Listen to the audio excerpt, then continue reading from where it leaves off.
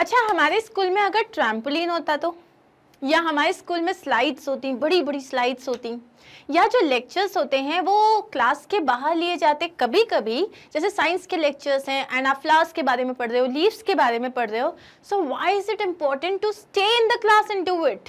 काश क्लास के बाहर जाने को मिलता, काश आप बाहर गेम्स खेलते खेलते पढ़ाई करते, काश स्कूल में कुछ चेंजेस हो जाते, लंच पीरियड थोड़ा ज़्यादा बड़ा नहीं होना चाहिए। बेसिकली काफ़ी सारी चीज़ें हैं जो स्कूल को और इंटरेस्टिंग बना सकती हैं। Do you like to go to school? I know you like और maybe you don't, but अगर ये चेंजेस हो जाएं तो school would be so much fun. Now here I am Swati, your English educator from Magnet Brains, and I welcome you all because we are going to start the second chapter of our 7th standard Engaging English book. The name of the poem is The Schoolboy, which has been written by William Blake. The schoolboy. So we are going to talk about a schoolboy who doesn't like to go to school, who likes to just be free and love being around the nature. उसको ऐसा लगता है उसको freedom चाहिए, ऐसे हम सभी होते हैं वैसे तो। सो अब हम यहाँ पे पहले अपने ऑथर के बारे में, जो हमारे पोएट हैं विलियम ब्लैक, उनके बारे में कुछ पढ़ेंगे और उसके बाद हम स्टार्ट करेंगे हमारी poem. Okay, now please understand, यहाँ पे मैं आपको पोम का एक स्टैंजा बताया, उसके बाद मैं आपको उसका पूरा एक्सप्लेनेशन दूंगी, फिर सेकेंड स्टैंजा उसका एक्सप्लेनेशन, थर्ड स्टैंजा उसका explanation. Now basically why am I doing this? इससे क्या होगा, आपको एक्सट्रैक्ट बेस्ड कोई भी क्वेश्चन आएगा आप उसको आंसर कर पाओगे। Okay, so let's start. William Blake was an English poet, painter and print maker. तो ये एक इंग्लिश पोएट थे, पेंटर थे और एक प्रिंट मेकर थे। He is considered one of the greatest poets of the romantic age. So जो romantic poems होती हैं उनके ये ग्रेटेस्ट राइटर थे, मतलब he used to write brilliant romantic poems. Blake believed that the imagination shouldn't be curbed and that schools must encourage creative thought and love of nature among children. तो black को हमेशा से ये लगता था कि है ना, आप किसी को बांध के कुछ नहीं सिखा सकते, उन्हें फ्रीडम देनी पड़ती है। तो उनके हिसाब से जो स्कूल्स थे उनको क्रिएटिव थॉट्स को एनकरेज करना चाहिए, उनको नेचर के अराउंड पढ़ाना चाहिए। Some of his famous poems are The Tiger, The Lamb, London and the poison tree. अब हम स्टार्ट करने वाले हैं हमारी पोम, लेकिन उसके पहले कुछ लिखा हुआ है। Do you look forward to going to school? क्या स्कूल जाना अच्छा लगता है? It is often said that school days are some of the best times in a person's life, but there are also moments when a child wants to spend the day playing instead of poring over books in the classroom. तो ऐसा कहा जाता है कि एक इंसान की जो बेस्ट लाइफ होती है वो उसकी स्कूल लाइफ होती है, बिकॉज उस वक्त आपको बिल्स पे करने का टेंशन नहीं होता, उस वक्त आपको रिलेशनशिप्स का टेंशन नहीं होता, उस वक्त आपको जो दुनियादारी है बेसिकली उसकी टेंशन नहीं होती। पढ़ाई करनी होती है, बहुत मेहनत करनी होती है, लेकिन उसके बाद भी your life is easier because you are not responsible for other things. और ऐसे ही टाइम पे दो आपको स्कूल जाना पसंद है, लेकिन कभी कभी ऐसा लगता है कि पूरे टाइम बुक्स को देखने की जगह you want to just go out and play and learn something from nature. Read this poem about a child's view of school. अब यहाँ हम बात करने वाले हैं कि एक चाइल्ड के बारे में और उसकी क्या सोच है स्कूल की तरफ। Okay, I love to rise in a summer morn when the birds sing on every tree, the distant huntsman winds his horn and the skylark sings with me. Oh, what sweet company. I love to rise in a summer morn. So the poet is saying, जो हमारा school boy है, he is saying that मुझे वो जो summer की जो mornings होती हैं उसमें उठना बहुत अच्छा लगता है। When the birds sing on every tree, जब चिड़िया जो है हर पेड़ पे जो है वो चहचहा रही होती हैं, they are singing on every tree. The distant huntsman winds his horn, जो डिस्टेंट मतलब जो दूर एक हंट्समैन है, एक हंटर है, वो आ रहा है और वो उसके हॉर्न से पता चलता है। ही winds his horn मतलब he blows his horn and the skylark sings with me.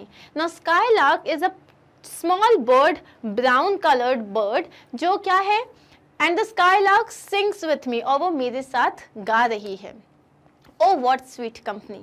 कितना अच्छा लगता है. And he loves the company of the skylark. अब यहाँ पे हमने सिंगल लाइन देख लिया है. अब हम इसका explanation देखते हैं. In the first stanza, the poet says that the boy loves to wake up early. उसे एकदम सुबह उठना बहुत अच्छा लगता है. In the morning, when birds sing on the trees, जब चिड़िया जो होती हैं वो पेड़ पे गा रही होती हैं. He likes the sound of the distance हंटमैन. मतलब उसको डिस्टेंट का मतलब क्या होता है, जो दूर एक जो हंट्समैन है जो कि हंटर है. When he blows his horn, तो उसके हॉर्न की आवाज उसको बहुत पसंद है. He enjoys the company of a small brown bird that sings with him. और उसको ये जो स्मॉल ब्राउन बर्ड है जिसका नाम स्काईलार्क होता है, उसको उसकी कंपनी बहुत अच्छी लगती है. Now in this particular stanza what do you feel? इसमें जो हमारा जो पोएट है, जो हमारे स्कूल बॉय हैं, वो खुश हैं या दुखी हैं? He is extremely happy, right? अब हम आते हैं सेकेंड स्टैंजा में. सॉरी, इसमें ही हम यहाँ पे बात कर रहे हैं. The first stanza of the pome is all about the things which make the school boy happy. ये जो पूरा जो फर्स्ट स्टैंजा है, इट्स अबाउट एवरीथिंग जो कि वो स्कूल बॉय को बहुत खुश रखता है. He like the birds love to rise in the morning. अब बर्ड्स की तरह, बर्ड्स एकदम सुबह उठ जाती हैं, तो बर्ड्स की तरह उसे भी सुबह उठना बहुत पसंद है. And enjoy the activities which happen at that time. और मॉर्निंग में, अर्ली मॉर्निंग में जब सनराइज हो रहा है, बर्ड्स जो हैं वो उठ रही हैं, फ्लाई कर रही हैं, तो ये सारी आवाज़ें उसे बहुत अच्छी लगती थी. अर्ली मॉर्निंग की सारी एक्टिविटीज उसे बहुत पसंद थी. The morning time is the time of hope and aspirations. Morning time जैसे सूरज उग रहा है, तो बेसिकली वो आपको होप देता है कि after every night there is a morning, after every bad thing there is a good thing, after every sorrow there is happiness. तो यहाँ पे मॉर्निंग जो होती है वो अपने साथ एस्पिरेशंस लाती है. एक नया दिन है, हमें आज कुछ नया करना है, हमें आज कुछ नया सीखना है, हमें हमारे गोल की तरफ थोड़ा और आगे जाना है. तो जो एक मॉर्निंग होती है वो आपको होप्स और एस्पिरेशंस देती है. नेक्स्ट आंसर देखते हैं अब हम. But to go to school in a summer morn, oh, it drives all joy away. Under the cruel eye outworn, the little ones spend the day in sighing and dismay. But to go to school in a summer morn, लेकिन एक इतनी खूबसूरत सुबह में school जाना, oh, it drives all joy away. ये तो पूरा मजा किरकिरा कर देता है, पूरा मजा ले जाता है. Under the cruel eye outworn. Under the cruel eye का मतलब क्या होता है? जो आपकी जो टीचर है, आप अपनी क्लास में कुछ भी कर सकते हो नहीं. Your teacher is always looking at you. Anybody who is indisciplined, या जो रूल्स फॉलो नहीं कर रहा है, या जो सही तरीके से पढ़ नहीं रहा है, या इंस्ट्रक्शंस फॉलो नहीं करता है, उसकी तरफ टीचर जो है देखती है, उसको पनिश करती है. तो अंडर द क्रूअल आई का मतलब यहाँ पे क्या है? Under the observing eyes. Outworn का मतलब है tired. Under the cruel eye tired, the little ones spend the day. और इन्हीं आईज के अंदर, इस ऑब्जर्वेशन के अंदर एक तरीके से वो कैद हैं, जहां उनको हर कोई, उनका हर एक्शन कोई देख रहा है. And they are spending their day in sighing and dismay. और वो बहुत ज़्यादा साय मतलब तो बहुत ज़्यादा दुखी हैं. एंड लाइक उनके अंदर ग्रीफ है कि this is not what we want to do. अब हम इसका एक्सप्लेनेशन देखते हैं.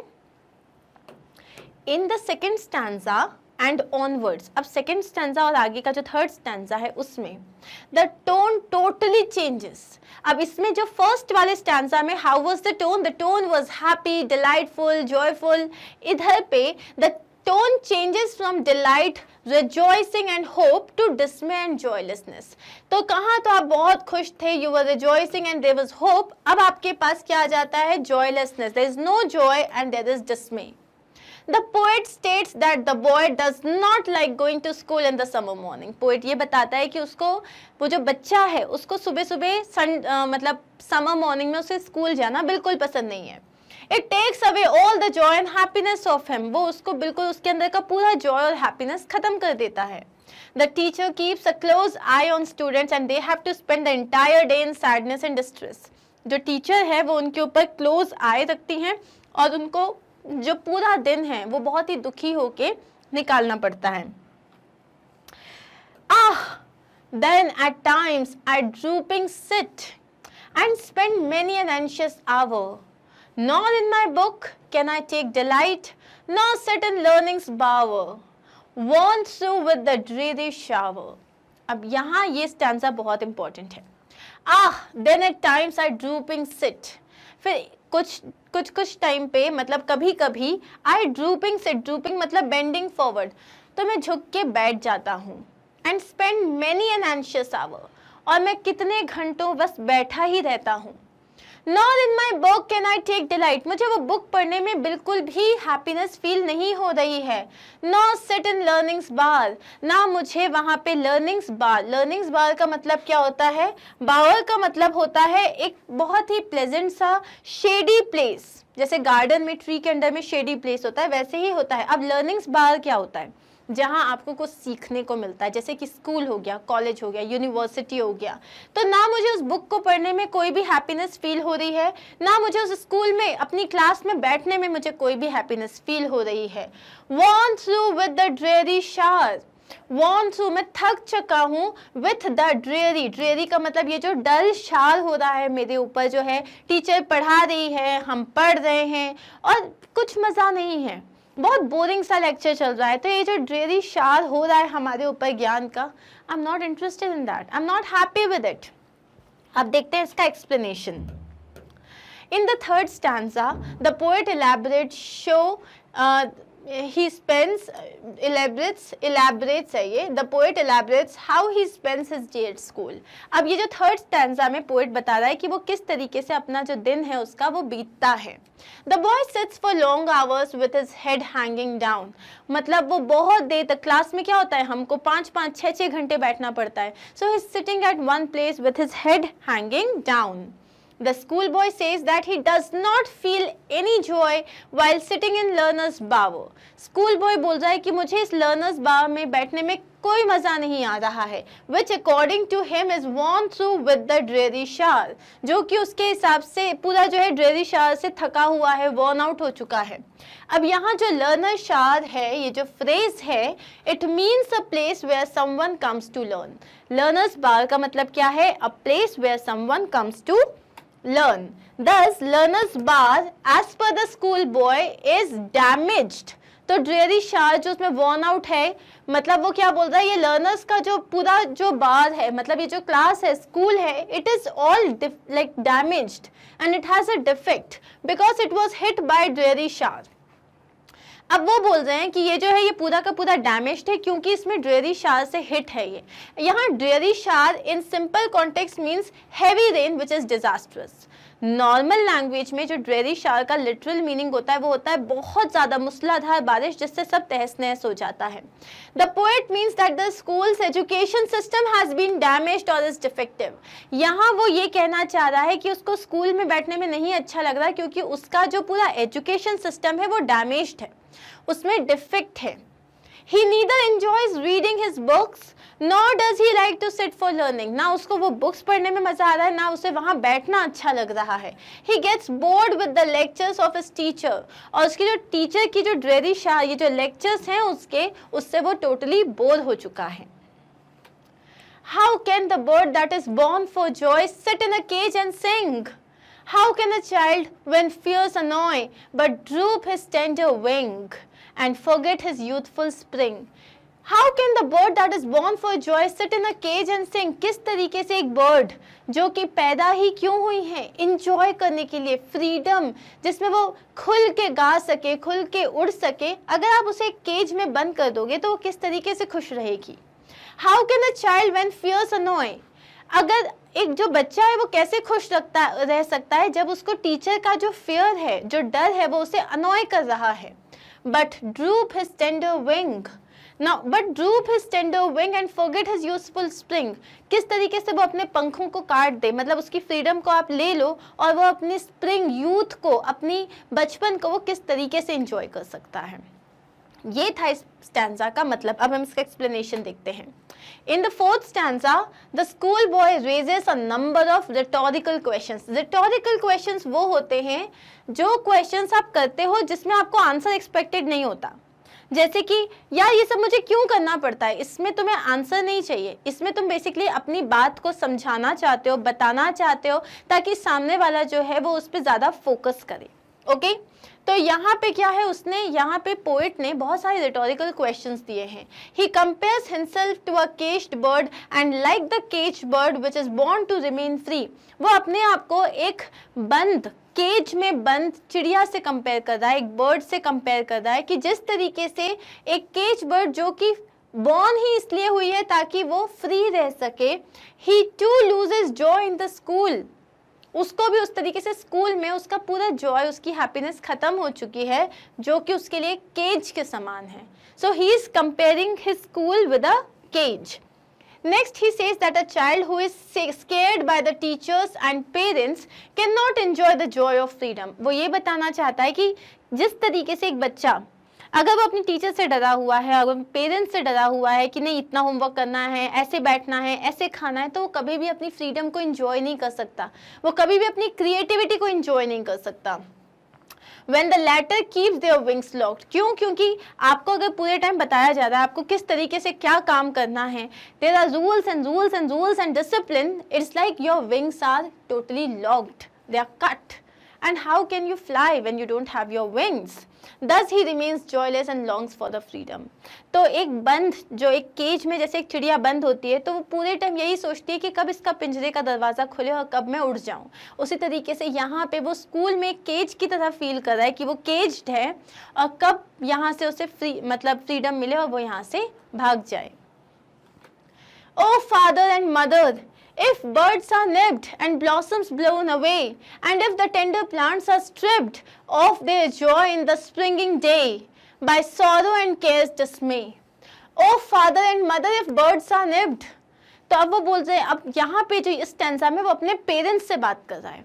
क्या बोला उसने कि ओ फादर एंड मदर, अगर ये जो बर्ड्स हैं अगर आप इनको स्नैप कर दो, जो नई नई जो फूल आने वाले हैं, जो नई नई कलियां हैं, जैसे अगर आप उनको काट दोगे, and blossoms blown away, and blossoms blown away, और पूरे फूलों को ब्लो करके हटा दोगे.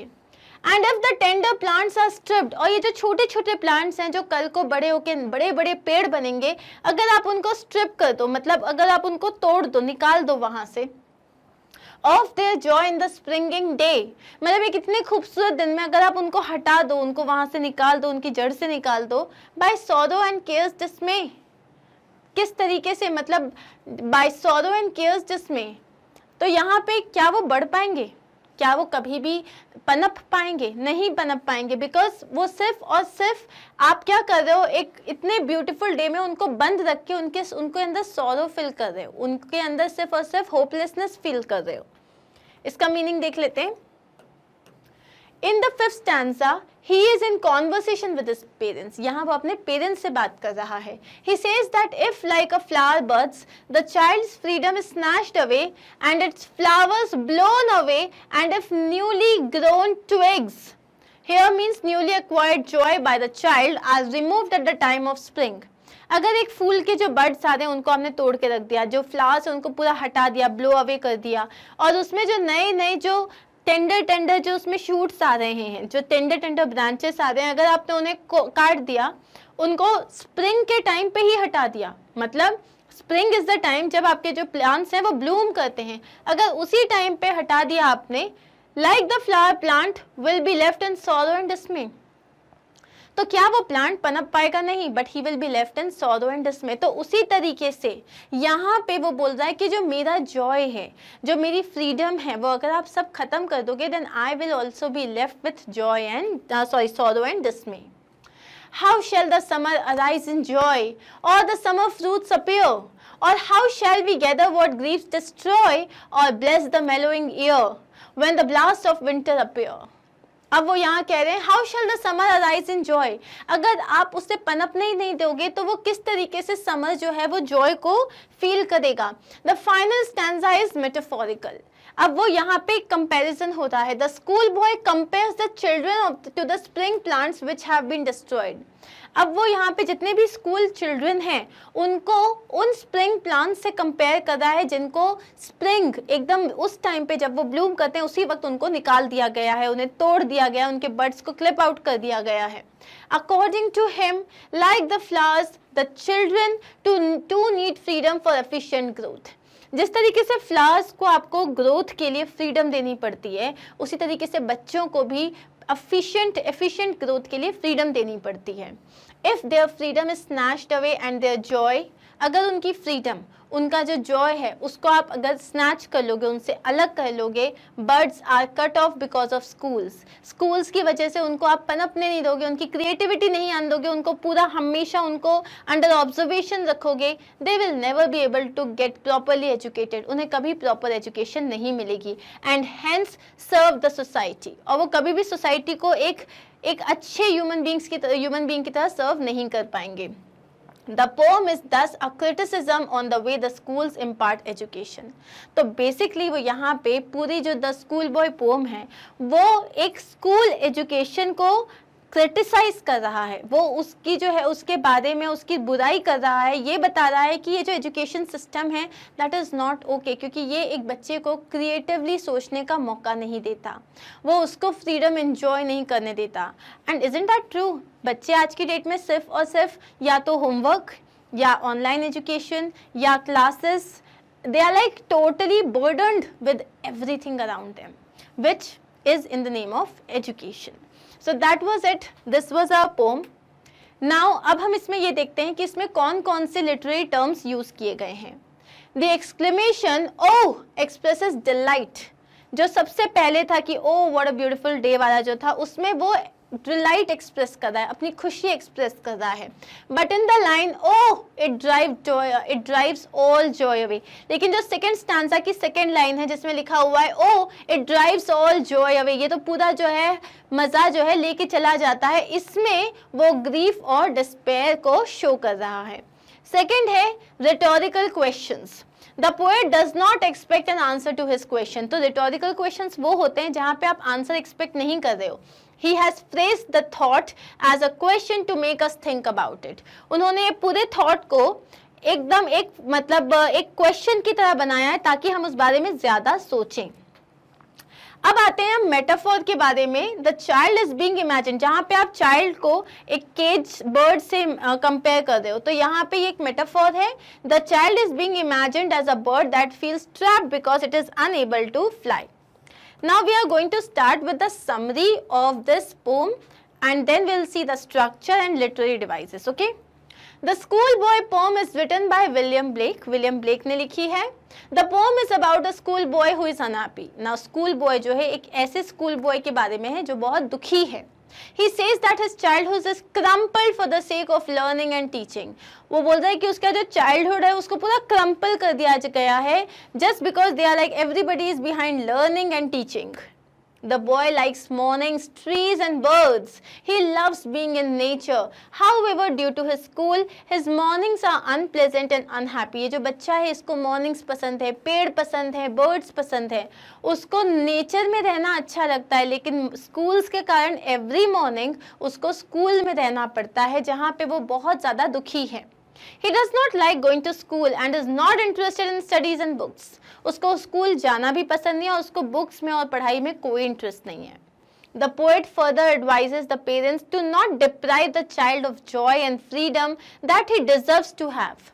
पोएट लास्ट जो स्टैंजा में जिसमें वो अपने पेरेंट्स से बात कर रहा है उसमें बोल रहा है कि बच्चों को उनकी आज़ादी, उनका जॉय से हमें इतना डिप्राइव नहीं करना चाहिए, हर कुछ उनसे नहीं छीनना चाहिए। In case we have unhappy children, our world will be full of sorrow. अगर हमारे बच्चे दुखी रहेंगे, हमारा पूरी जो हमारी दुनिया होगी ना वो दुखी हो जाएगी। We will never be able to experience joy, और हम कभी भी joy experience नहीं कर पाएंगे। Okay? अब हम देख लेते हैं इसका स्ट्रक्चर। तो बेसिकली ये जो स्कूल बॉय है इसमें टोटल 6 स्टैंजास हैं और हर स्टैंजा में 5 लाइन्स हैं जिन्हें आप बोलते हो क्विंटेट्स। क्या कहते हो? क्विंटेट्स। ओके, जो इसकी राइमिंग स्कीम है वो क्या है? A B A B B.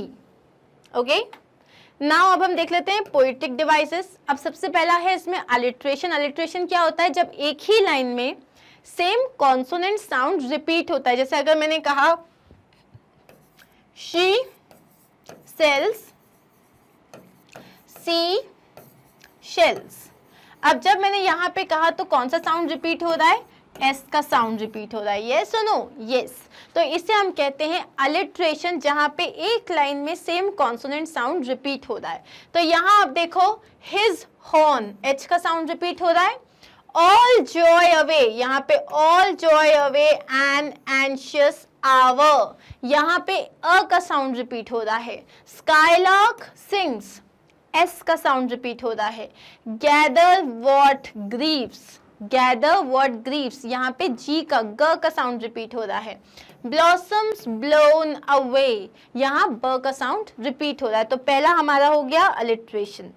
दूसरा है एनाफोरा। एनाफोरा में अगर आप देखोगे जो थर्ड और फिफ्थ स्टैंजा में नॉर वर्ड और एंड वर्ड रिपीट हुआ है, तो जब भी कोई सेंटेंस जो है स्टैंजा में फर्स्ट लेटर बार बार रिपीट हो रहा है, उसको आप बोलते हो एनाफोरा। अब है मेटाफोर। मेटाफोर हम देख चुके हैं, जहां पे आपने बच्चे को बर्ड से कंपेयर किया है और स्कूल को केज से कंपेयर किया है। The comparison between youth and happiness displays the use of metaphor. तो यूथ को और हैप्पीनेस को जो आपने कंपेयर किया है, ये एक मेटाफोर हो गया। The comparison of child with the bird that feels trapped because it is unable to fly, ये दूसरा मेटाफोर हो गया।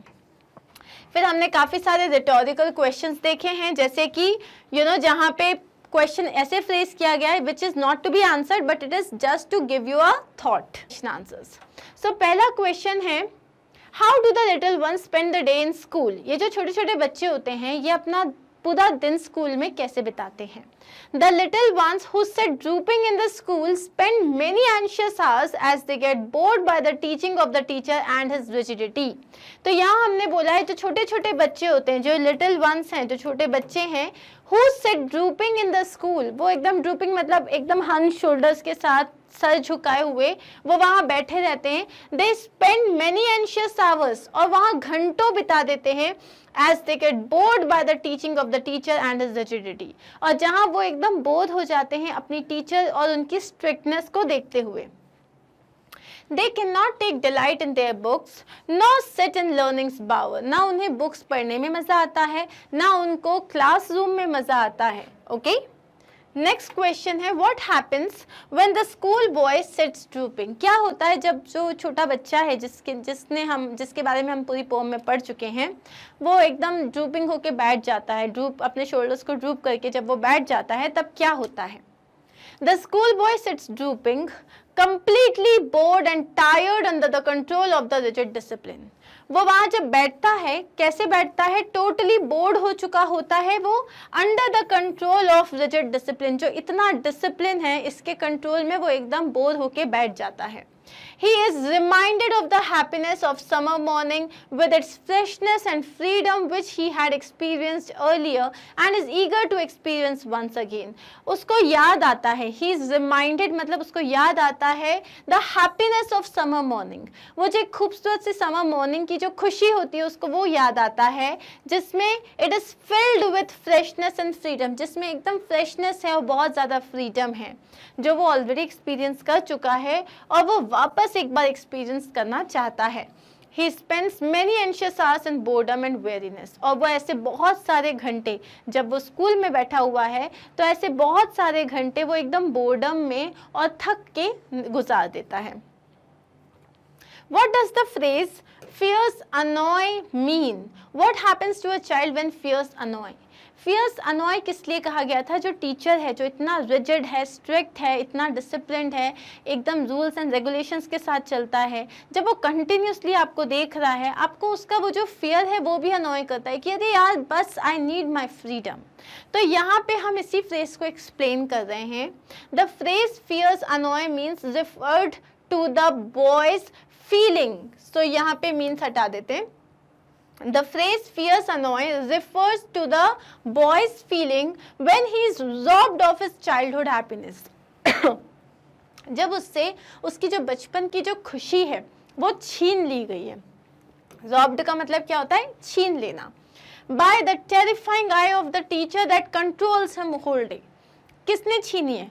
उस टीचर ने छीनी है जो एकदम टेरिफाइंग आंखों से उसको दिन भर देख रहा है, उसको केज करके रखा हुआ है, and he can not do anything with freedom. He feels trapped like the caged bird because of the restrictions imposed on his carefree life. उसको ऐसा लग रहा है कि एक चिड़िया की तरह वो एक पिंजरे में बंद है, क्योंकि उस पर इतने ज़्यादा रिस्ट्रिक्शंस जो हैं इम्पोज किए गए हैं, इम्पोज मतलब लगाए गए हैं, जिसकी वजह से वो एक केयर फ्री लाइफ नहीं जी सकता। When a child's fears annoy, he feels like the caged songbird, unable to sing and soar high up in the classroom, not able to express himself, and his energy and vitality are being wasted. जब आप ये कह रहे हो कि when a child fears annoy, जब वो इस तरीके से फील कर रहा है जैसे कि कोई कंटिन्यूसली उसको जो है केज में रखा हुआ है, उसको फ्रीडम नहीं है, वो अपने आप को फ्री फील नहीं कर पा रहा है, तब क्या होता है, जस्ट लाइक द बर्ड, जैसे अगर एक बर्ड है जिसे आपने केज में बंद किया है तो वो उड़ नहीं सकती, वो high up in the air नहीं जा सकती, वो गाना नहीं गा सकती, उसी तरीके से जो बच्चा है वो क्लासरूम में अपने आप को एक्सप्रेस नहीं कर पाता और उसकी जो पूरी एनर्जी है, उसकी वाइटलिटी है, उसकी क्रिएटिविटी है, वो पूरी की पूरी क्या हो जाती है, वेस्ट हो जाती है। तो जो हमारा क्वेश्चन था, क्या होता है जब एक बच्चा जो है वो उसको ये फियर अनॉय करता है, तो एक पिंजरे में जैसे एक चिड़िया होती है, it cannot fly up in the air or it cannot sing. Similarly, a child cannot be happy, it cannot show its vitality or creativity, and everything gets wasted. Understood? Next question देखते हैं हम. To whom does the schoolboy address his final question? जब पूरे stanzas में जो last stanza है उसमें school boy किससे बात कर रहा है, वो अपने पेरेंट्स से बात कर रहा है. The school boy addresses his final questions to his parents.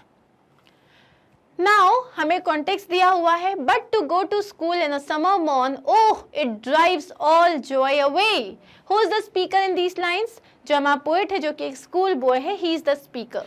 The speaker in this poem is a young boy who is joyful and likes to awake in the fresh and delightful summer morning.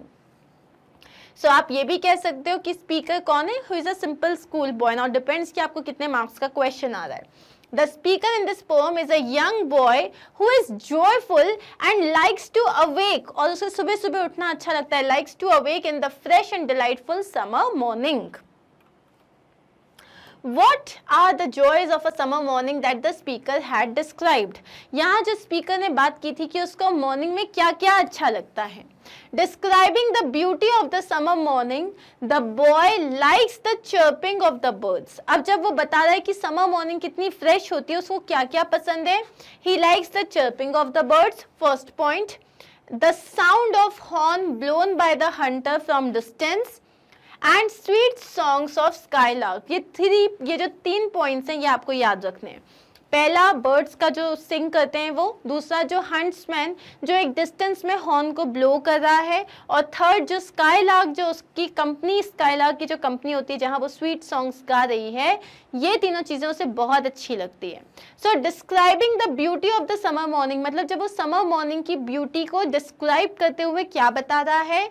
The boy likes the chirping of the birds on every tree, the sound of the horn blown by the huntsman or hunter from a distance, and sweet songs of skylark.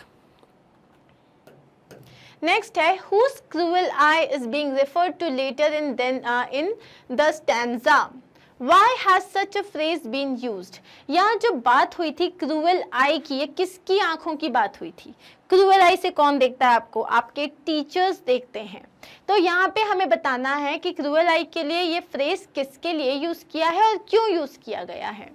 The cruel eye is refer to the teachers. किसको refer किया गया है? Teachers को. अब ये phrase क्यों use किया गया है? This phrase has been used in the stanza because the teachers look at the students with a fixed gaze. जो टीचर्स जो होते हैं वो स्टूडेंट्स को एक फिक्स्ड गेज के साथ देखते हैं, and they are not able to talk to their friends, which is wrong ना. You are not suppose to talk when the teacher is teaching, but anyways. Oh father and mother, if birds are nibbed and blossoms blown away. अब whom does the poet refer to as birds and blossoms? अब जो वो यहाँ पे बोल रहा है कि जो बर्ड्स अगर पूरे काट दिए जाएं और ब्लॉसम्स को पूरा उड़ा दिया जाए, तो यहाँ पे वो बर्ड्स और ब्लॉसम्स किसके बारे में बोल रहे हैं? The poet refers to the different stages of the child's life as birds and blossoms. तो यहाँ पोएट क्या बोल रहा है, जो एक बच्चे की लाइफ में जो डिफरेंट स्टेजेस होते हैं, जब वो एकदम छोटा होता है, एडोलेसेंट होता है, मतलब चाइल्ड होता है, फिर एडोलेसेंट होता है, टीनेज होता है, तो यहाँ पे वो बोल रहा है कि जो डिफरेंट स्टेजेस होते हैं, जैसे वो पहले बड करता है, फिर वो ब्लॉसम करता है, लेकिन अगर आपने बड ही काट दिया तो वो ब्लॉसम कैसे करेगा? Name the literary device used in this stanza. What are the two things compared? अब यहाँ जो दो चीजों को कंपेयर किया गया है, अगर बर्ड्स को निप कर दिया तो ब्लॉसम्स जो हैं they will be blown away. तो यहाँ आप कौन सी लिटरेरी डिवाइस यूज कर रहे हो? यहाँ आप एक मेटाफोर यूज कर रहे हो। मेटाफोर जहाँ पे आप बच्चों को बर्ड्स से कंपेयर कर रहे हो, उनकी डिफरेंट स्टेजेस ऑफ लाइफ को बर्ड से और ब्लॉसम से कंपेयर कर रहे हो। The literary device use in this stanza is a metaphor. जो लिटरेरी डिवाइस हमने यूज की है वो एक मेटाफोर है। It is a way of comparison of different objects. Basically metaphor क्या होता है? आप अलग अलग चीजों को कंपेयर करते हो, ये एक तरीका होता है।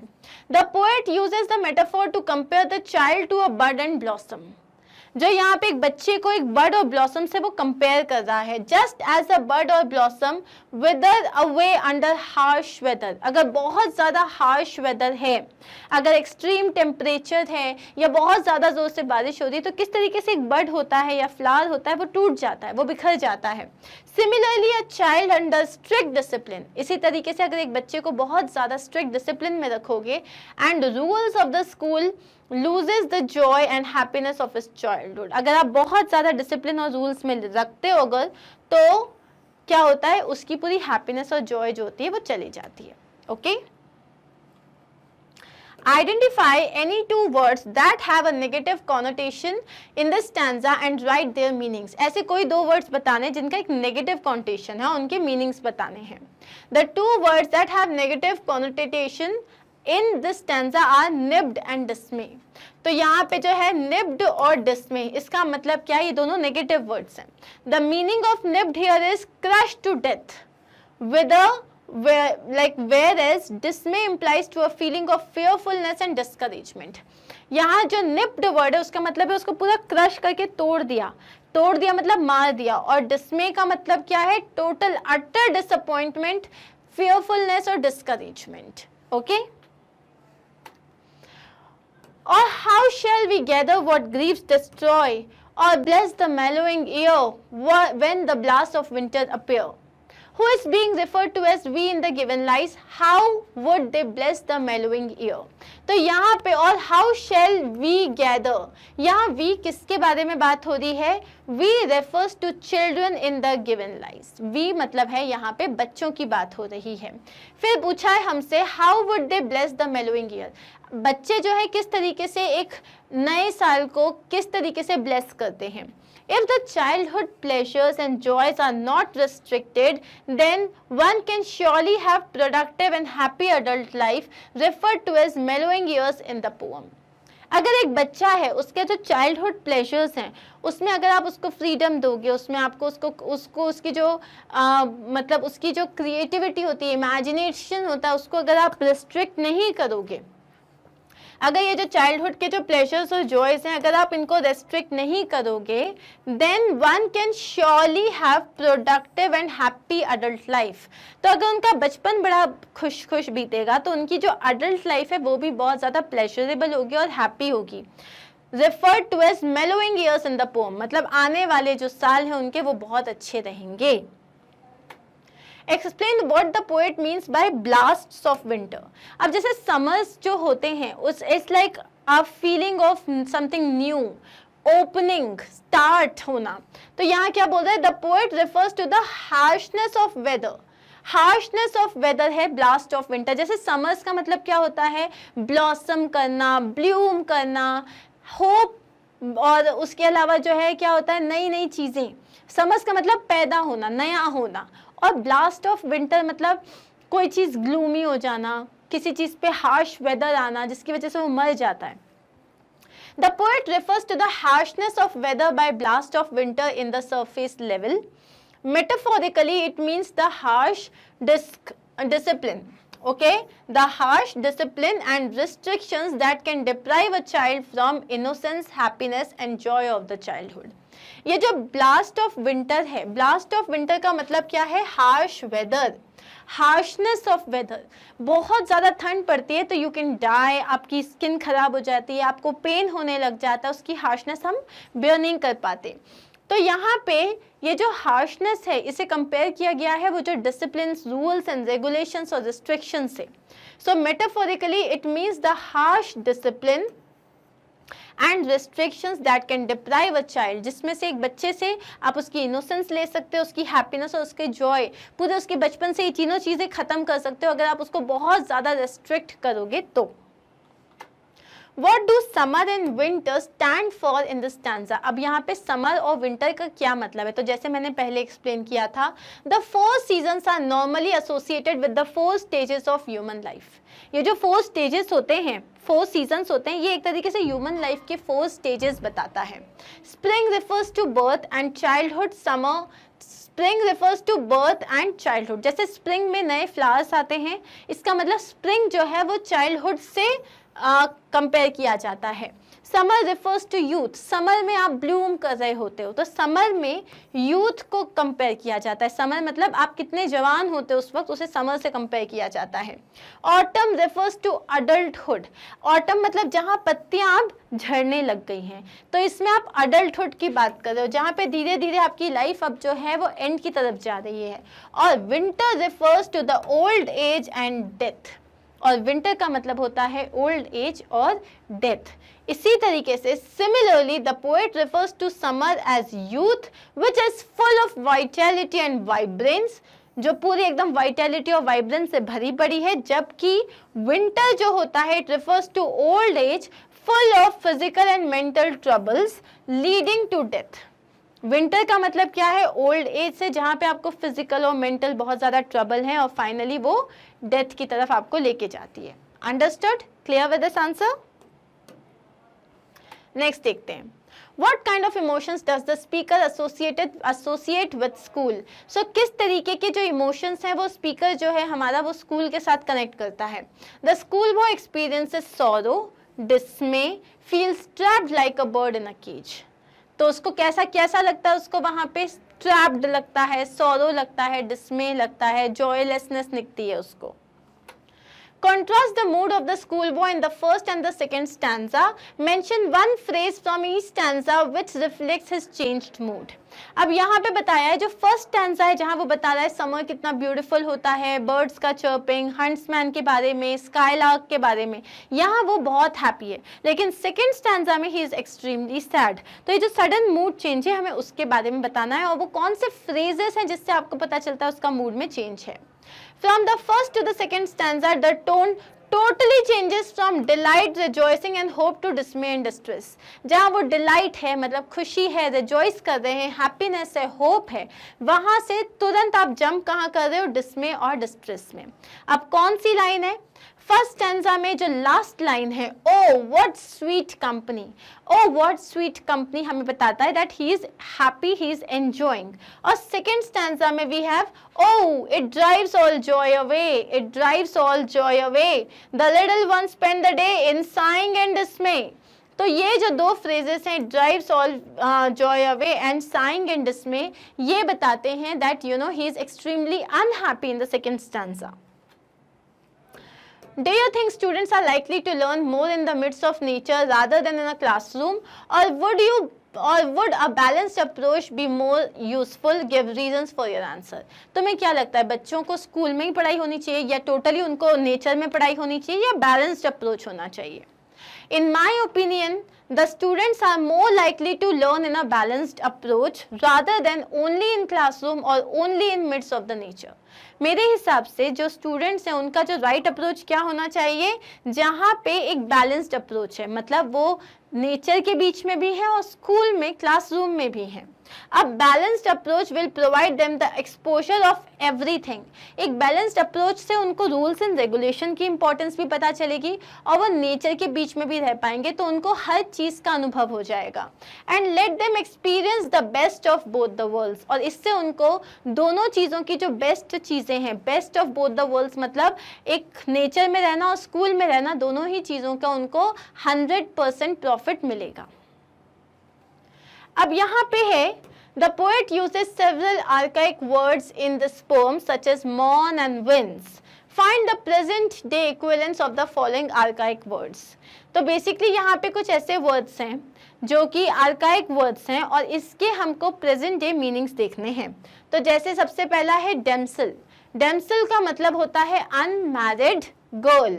Then we have apothecary. Apothecary क्या होता है, अगर हैरी पॉटर पढ़िए तो उसमें सुना होगा। अपोथेकेरी का मतलब होता है मेडिकल प्रोफेशन। देन पेसी। अब पोएसी का मतलब होता है poet. Asunder, asunder is apart. Lord is applaud. Behold मतलब देखना, gaze. Thou, thou is you all. A means yes, I. It's like I. It's not A, it's I. Next one is hark. Hark is what? Heed. And then we have twain. Twain means two. Wither is wrinkle or droop. And the last one is cut purse is a purse snatcher. Okay, it's a purse snatcher. उसको बोलते हैं cut purse. अब यहाँ पे आपको काफ़ी सारे metaphors दिए हैं और आपको उनमें क्या कंपेयर हो रहा है उससे आपको, जैसे बर्ड सिंगिंग में यहाँ पे कौन सी चीज़ होगी? The future adulthood, child who needs nurturing, weighed down, happiness and freedom. तो यहाँ पे है बर्ड सिंगिंग का मतलब है happiness and freedom. Drooping wings का मतलब होता है वेट डाउन। टेंडर प्लांट्स का मतलब होता है चाइल्ड हु नीड्स नर्चरिंग, जो एक छोटा बच्चा है जिसको अभी बड़ा होना है। ब्लास्ट ऑफ विंटर मतलब द फ्यूचर और अडल्टहुड। एंड लास्ट है learnings bore is what? Nothing but school. अब हम आते हैं ग्रामर पार्ट में जहां हम डिटर्मिनर्स समझते हैं। डिटर्मिनर्स बेसिकली क्या होते हैं? एडजेक्टिव्स होते हैं, जैसे कि आर्टिकल्स हुए ए एंड द। उसके अलावा we have lot of determiners. Basically different type के एडजेक्टिव्स होते हैं जो कि आपके नाउन को, आपके प्रोनाउन को या फिर आपके एडजेक्टिव को डिटरमाइन करते हैं, उनको मॉडिफाई करते हैं। तो जैसे हो गया आर्टिकल्स हो गए a and the. Then we have demonstratives like this, that, these, those. Then possessives like my, your, hit, its, his, its, our और देयर। देन क्वांटिफायर्स होते हैं some, many, few, most and more. Distributives like each, every, either or neither. Interrogatives like which, what and whose. Now to understand this in a much better way, you have to follow the link which is given in the description box. उसमें आपको पूरा determiners बहुत अच्छे से clear हो जाएगा, okay? अब आपको ये सारे जो sentences हैं इसमें proper determiner use करना है। Dash red dress are you talking about? Is it belongs to केटी? अब क्या वो केटी को है, केटी वाली है? अब यहाँ पे पूछ रहा है कौन सी रेड ड्रेस की बात कर रहे हो। जब हम बोल रहे हैं कौन सी के लिए हम यूज करते हैं which। I haven't got dash new books dash year। मुझे इस साल कोई भी नई बुक्स नहीं मिली है। I haven't got any new books this year। इस साल मतलब this year। अब any जो है ये एक नेगेटिव वर्ड है जो बताता है कि मुझे कुछ भी नहीं मिला है, nothing, okay, this year। Next is of the dash trees in grandma's garden, I love dash Gulmohar best। Of the, अब जितने भी trees हैं, of the many trees, अब जैसे ग्रैंडमा के गार्डन में बहुत सारे ट्रीज हैं तो हम क्या बोलेंगे? of the many trees in grandma's garden, I love the Gulmohar best। जो गुलमोहर ट्री है वो मुझे सबसे अच्छा लगता है, okay? And then we have the Kenilworth or the Grant, which venue is suitable for the party। कौन सा में again we will say which। Although there are dash guests, we must be careful about dash person's needs। बहुत सारे guest हैं लेकिन हमें हर इंसान की नीड्स को ध्यान में रखना चाहिए। तो आप क्या बोलोगे? Although there are many guests, we must be careful about each person's needs। Then On dash of the more hectic days, I dream of traveling across the world. तो जैसे कुछ बहुत ज़्यादा जो hectic days होते हैं उसमें मेरा मन करता है मैं बस world travel करूँ, काम वाम सब छोड़ दूँ. तो on some of the more hectic days, जो कुछ होते हैं ऐसे बहुत ज़्यादा hectic days, then dash hopes, now this is HOPES, dash hope of winning the derby soared when I saw the rival jockey falling behind. So my hopes of winning the derby soared.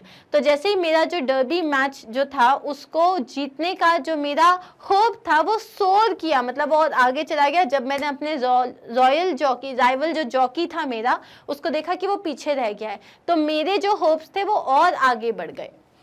And the last one is dash students thank dash beloved class teacher for dash kindness and support. So the students thank their beloved class teacher for her kindness and support. अब आते हैं हम next phrases and clauses में. Phrases and clauses क्या होते हैं? Phrases का मतलब होता है ग्रुप ऑफ वर्ड्स जिसमें सब्जेक्ट और वर्ब एलिमेंट नहीं होता. या तो सब्जेक्ट होगा तो वर्ब नहीं होगा, वर्ब है तो सब्जेक्ट नहीं होगा, या तो दोनों नहीं होंगे, लेकिन कभी भी उसमें दोनों सब्जेक्ट और वर्ब एक साथ नहीं आते. मतलब जैसे मैंने बोला इन अ रूम, अब इन अ रूम में कैन यू टेल मी मैं किसके बारे में बात कर रही हूँ? No. Can you tell me what is happening? No. So this is a group of words जो आपको कंप्लीट इंफॉर्मेशन नहीं देता है, आपको नहीं बताता कौन कर रहा है क्या कर रहा है, इसे हम बोलते हैं ग्रुप ऑफ वर्ड्स को बोलते हैं फ्रेज. लेकिन अगर मैंने बोला ही सिट्स, वह बैठता है, यहाँ सब्जेक्ट भी है यहाँ वर्ब भी है. Now this becomes a clause. Okay, तो अब हमें करना क्या है? अब हमको यहाँ पे क्लॉज को हम समझ चुके हैं. So identify whether the underlined words are phrases or clauses. हमको क्या बताना है कि जो underlined words हैं वो phrase हैं या clause हैं. She runs outside when she heard the uproar. When she heard the uproar, यहाँ पे किसके बारे में बात हो रही है? सब्जेक्ट कौन है? she. काम क्या हुआ है? सुनने का हुआ है. यहाँ सब्जेक्ट और वर्ब एलिमेंट है. yes, तो जब सब्जेक्ट और वर्ब एलिमेंट होता है उससे हम बोलते हैं क्लॉज. तो ये हो गया आपका clause. Next is the player who scores the winning run may be made man of the match. अब यहाँ पे देखो the player who scores the winning run, जो कि अब who है तुम्हारा सब्जेक्ट, काम हो रहा है स्कोर करने का, सब्जेक्ट और वर्ब है. yes, तो ये क्या हो जाएगा? क्लॉज हो जाएगा. अब सेकंड देखो लाइन जो दी हुई है मैन ऑफ द मैच. क्या मैन ऑफ द मैच? किसका मैन ऑफ द मैच नहीं पता, तो ये हो गया phrase. Next is she is my best friend. मेरी बेस्ट फ्रेंड, उसका क्या? यहाँ सब्जेक्ट तो है लेकिन वर्ब नहीं है, तो ये हो गया phrase. I will agree to whatever they decide. जो भी तुम लोग डिसाइड करोगे मैं उसमें अग्री करूंगा. अब यहाँ देखो वॉट एवर दे है सब्जेक्ट, डिसाइड है वर्ब, तो यहाँ सब्जेक्ट और वर्ब तो है, ये हो जाएगा clause. The boy whose arm was in a sling ran faster than everyone else. The boy whose arm was in a sling, जो मतलब जिसको शायद फ्रैक्चर हुआ होगा समथिंग, जिसका arm was in a sling, जिसका सब्जेक्ट है arm was in a sling, मतलब whose arm सब्जेक्ट हो गया, was हो गया verb, तो ये हो गया clause. I want to visit the city where the Taj Mahal is situated. जहाँ पे ताजमहल situated है, हम किसकी बात करें? सब्जेक्ट क्या है? ताजमहल. काम क्या हो रहा है? is situated verb है, ये भी हो गया clause. I will read the article on new scientific discoveries that appeared in the newspaper today. So I will read the article on new scientific discoveries. So on new scientific discoveries that appeared in the newspaper today. What appeared? तो यहाँ पे जो पहला वाला है on new scientific discoveries, ये जो है ये फ्रेज है and that appeared in the newspaper today हो गया आपका clause. Okay? अब हमारे पास जो नेक्स्ट क्वेश्चन है वो है use your dictionary. A dictionary can be use to find meanings, लेकिन उसके साथ आपको क्या होता है कुछ अलग अलग वर्ड्स के मतलब भी पता चलते हैं. तो आज हम समझने वाले हैं कोलोकियल वर्ड्स. कोलोकियल वर्ड्स क्या होते हैं? Basically to make their writing, मतलब वो ऐसे वर्ड्स होते हैं जो स्लैंग्स हम यूज करते हैं ना उस तरीके के वर्ड्स होते हैं. बेसिकली स्लैंग्स ही होते हैं, उनका लिटरल मीनिंग होता है. तो यहाँ पे आपको जो है करना क्या है, कोलोकियल वर्ड्स को अंडरलाइन करना है. तो जैसे यहाँ पे है I would like to have a chat with you about your plans for summer camp. I would like to have a chat with you. To have a chat का मतलब होता है to talk about something. Okay? Radha is out for the day with her friends. Out for the day का मतलब होता है to go somewhere out. Okay? To spend the day, like spending the daytime. Next is ironing my uniform every day is such a drag. Such a drag का मतलब क्या होता है? Something which is very unpleasant or boring. It's a long way to Japan from where we stand. From where we stand का मतलब होता है, you know, in my opinion or in your opinion.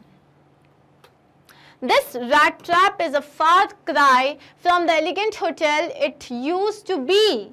अब ये जो rat trap है ये एक far cry है. Far cry का मतलब होता है बहुत अलग, very different from something. Be a good chap and bring back my car from the mechanics. Be a good chap. Chap का मतलब होता है boy. Okay? So be a good chap मतलब be a good man or a boy. Now, next one is, do you want any new measures to be introduced in your school?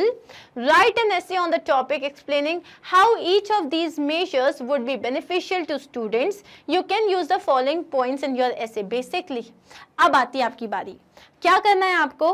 आप अपने school में कुछ changes चाहते हो तो उस बारे में आपको ऐसे लिखना है. तो अब हम यहाँ पे देखने वाले हैं हमारा ऐसे. School education is fun. ये हमारा इंट्रोडक्शन है, तो हम एक जनरल स्टेटमेंट के साथ स्टार्ट करेंगे. School education is fun. It is fun to be around friends and teachers. तो फ्रेंड्स और टीचर्स के आसपास रहना अच्छा लगता है. But there are times when the lectures get too boring. लेकिन कभी कभी ऐसा होता है कि लेक्चर्स बहुत ज़्यादा बोरिंग हो जाते हैं. Specially when the weather outside is a treat to the soul. Specially कब, जब बाहर या तो हल्की हल्की बारिश हो रही हो या बहुत ब्यूटीफुल जो है वेदर हो रहा हो, which is a treat to the soul. We can introduce new measures to make it better than present in terms of examination system, studies and extracurricular activities. तो हम जो है नए measures, नए तरीकों को introduce कर सकते हैं हमारे present education system को better बनाने के लिए in terms of examination system, studies और extracurricular activities. Regarding the examination system, there can be less number of exams. अभी क्या होता है, अभी एग्जाम हुआ, फिर लगता है 10 दिन बाद फिर एग्जाम्स आ गए, फिर एग्जाम्स आ गए, हम पढ़ते ही रहते हैं, तो एग्जाम्स थोड़े कम होने चाहिए. These days it feels like right after one session we have another set of exams within a week or so. आजकल ऐसा फील होता है कि एक सेशन के बाद तुरंत हमारे पास एक हफ्ते के बाद दूसरे एग्जाम्स आ जाते हैं. It gets extremely tiring and monotonous. तो ये बहुत ज़्यादा टायरिंग और मोनोटोनस हो जाता है. Exams can be taken in other ways with more practical approach. Exams जो हैं उनको अलग अलग तरीकों से लिया जा सकता है जहाँ पे आप ज़्यादा practical approach दो. There can be quizzes, fun activities related to science, extempore, storytelling, etc. So instead of that boring paper, we can have quizzes, we can have fun activities or extempore storytelling. In this way, the student can be evaluated. In this way, the students can be evaluated and there won't be extreme pressure. इसमें आप students को evaluate भी कर लोगे कि उनको कितना आता है और pressure भी नहीं आएगा. Studies can be made fun and interesting by moving outside the classrooms. आप classroom के बाहर जा सकते हो. We can have lectures in the garden or places in the campus. हमारे garden में, हमारे जो school garden है वहाँ हम lectures ले सकते हैं, या कोई भी place जो campus में है, हमारे premise में जो है वहाँ पे हम कहीं पे भी जाके पढ़ाई कर सकते हैं. This will make the class interesting, especially SST. So especially social science है, जब वो class में पढ़ो तो बहुत boring लगती है. But when you are sitting outside and the teacher is telling it to you in the form of a story, तो वो बहुत interesting हो जाएगा. Extra curricular activities can be introduced. अलग अलग activities को introduce करना चाहिए. A trampoline, rock climbing, etc., set, etc. can be a part of the fun zone. Longer recess is recommended for more fun. और recess भी थोड़ा लंबा होना चाहिए. Schools can be made memorable by introducing these new activities. और schools को हम बहुत memorable बना सकते हैं अगर हम ये छोटी छोटी चीज़ें add कर दें. करना है या नहीं करना है? करना है ना? So that's it. Here we are done with the chapter. Now you have to tell me what all things you would want to add in this new education system. That's it for today. Thank you so much for being with me. I'll see you soon in my next video. Do not forget to visit our website magnetbrains.com. You have to just click on the class, select your subject, select the topic and the video will appear. Thank you so much. Take care of yourself. Bye bye.